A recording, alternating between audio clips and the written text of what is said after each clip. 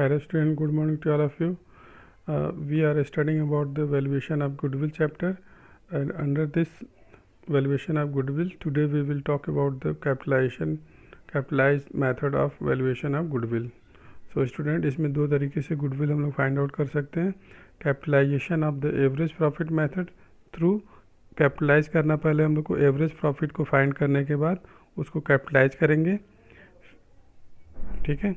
उसके बाद second method है capitalisation of super profit. First of all हम लोग सुपर प्रॉफिट को फाइंड करेंगे, फिर उसको कैपिटलाइज करके इसका वैल्यूएशन करेंगे. ठीक है. तो अब हम लोग इसमें आगे देखते हैं कि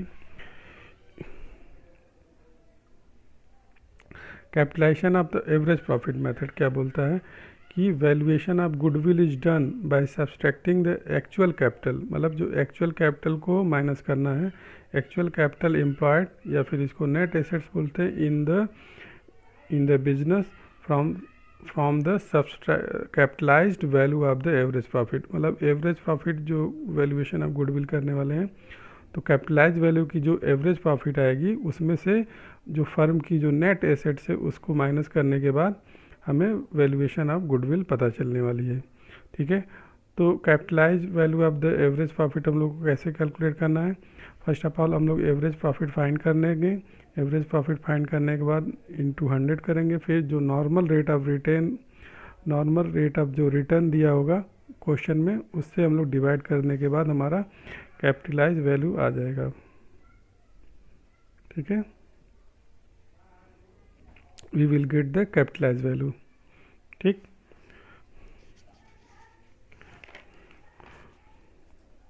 तो अब हम लोग इस पे देखते हैं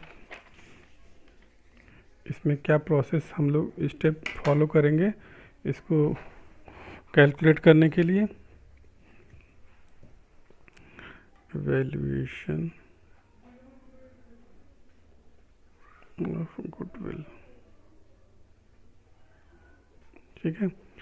तो average capitalisation of average profit में फर्स्ट ऑफ ऑल हम लोग 4 स्टेप में इसको हम लोग कैलकुलेट करने वाले हैं. फर्स्ट ऑफ ऑल हम फर्स्ट स्टेप में कैलकुलेशन ऑफ नेट एसेट्स को हम लोग कैलकुलेट करेंगे. Net assets is equal to क्या होता है, all assets minus outsider liabilities. All assets जितने भी एसेट्स है उसमें से आउटसाइडर लायबिलिटी को माइनस करने के बाद हमारा यहाँ पे नेट एसेट्स हमको फाइंड हो जाएंगे. इसमें एक्सेप्शन क्या है इसमें, goodwill, fictitious assets and the non trade investment को हमको इसको इंक्लूड नहीं करना है. इसमें जब हम लोग नेट एसेट्स कैलकुलेट करेंगे तो इसको हमको इंक्लूड नहीं करना है. सेकेंड स्टेप में क्या करें, finding the average. Total number of year जो होंगे उनके प्रॉफिट को उसने नंबर ऑफ ईयर से डिवाइड कर देंगे तो हमारा एवरेज प्रॉफिट आ जाता है. जैसे आप सबको पता है, एवरेज प्रॉफिट पता करने के बाद थर्ड स्टेप में आ जाएंगे calculation of the capitalise value of the average profit. इस एवरेज प्रॉफिट का कैपिटलाइज वैल्यू हम लोग फाइंड करेंगे. कैपिटलाइज वैल्यू फाइंड करने में average profit into 100 divided by the normal rate of return जो भी होगा उससे डिवाइड कर देंगे तो हमारा कैपिटलाइज वैल्यू हमें ये पता चल जाएगा. कैपिटलाइज वैल्यू पता करने के बाद फोर्थ स्टेप में हम लोग गुडविल फाइंड करेंगे. गुडविल इज इक्वल टू क्या होता है, कैपिटलाइज वैल्यू. ये जो कैपिटलाइज वैल्यू है इसमें से माइनस कर देना हम लोग को क्या, ये जो नेट एसेट्स हमने यहाँ पे पता किया है, नेट एसेट्स को माइनस कर देंगे तो हमारा यहाँ पे गुडविल की वैल्यूएशन हो जाएगी. ठीक है. तो हम लोग अब इस पे एक क्वेश्चन न्यूमेरिकल सॉल्व करेंगे. Okay. Let's student solve the one question based on the capitalisation method. ठीक है. तो प्रैक्टिकल क्वेश्चन नंबर 16 हम लोग करने वाले हैं. तो 16 क्वेश्चन बोलता है the average profit of the firm is 48,000. Here given the average profit, first we can note down here given average profit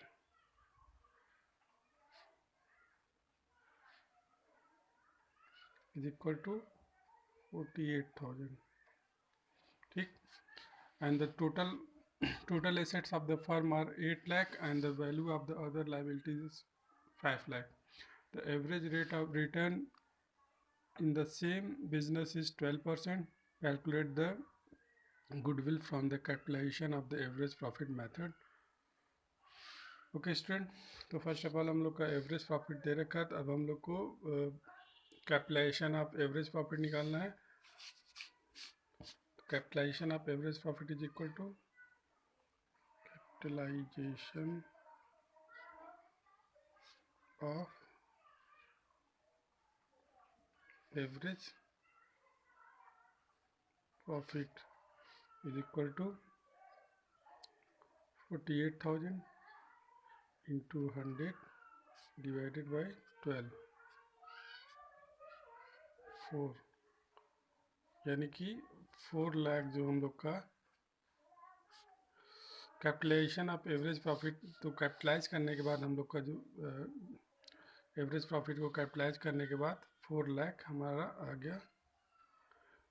ठीक, अब सेकंड स्टेप पे हम लोग को इसका निकालना है net assets. Net assets is equal to, हमारे पास दिया है, हमारे पास दे रखा है 8 लाख की एसेट्स है। 8 लाख माइनस 5 लाख कर दें तो हम लोग का आ जाएगा 3 लाख का।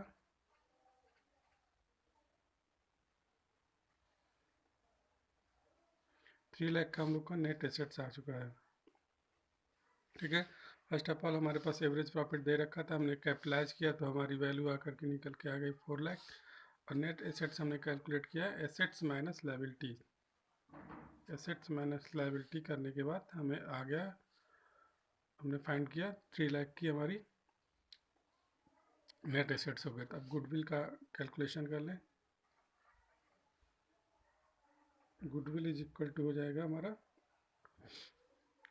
Capitalisation of average profit, capitalise of average profit minus net assets is equal to 4 lakh minus 3 lakh. ठीक है, कैपिटलाइजेशन हमारी करने के बाद 4 लाख आई थी और नेट एसेट्स हमने फाइंड किया 3 लाख। तो इस तरीके से हमारी जो गुडविल हो जाएगी वो 1 लाख की हो जाएगी। तो हम लोग का ये आंसर हो जाएगा। तो through applying the capitalisation method we find out the goodwill.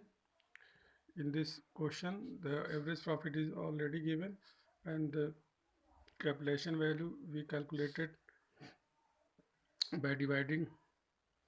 by multiplying 100 in 48,000 into 100 divided by 12, we get the 4 lakh as the capitalization of the average profit, and we find the net assets through subtracting assets minus liabilities 3 lakh, and after that we calculated the goodwill by subtracting the net assets from the capitalization of the average profit.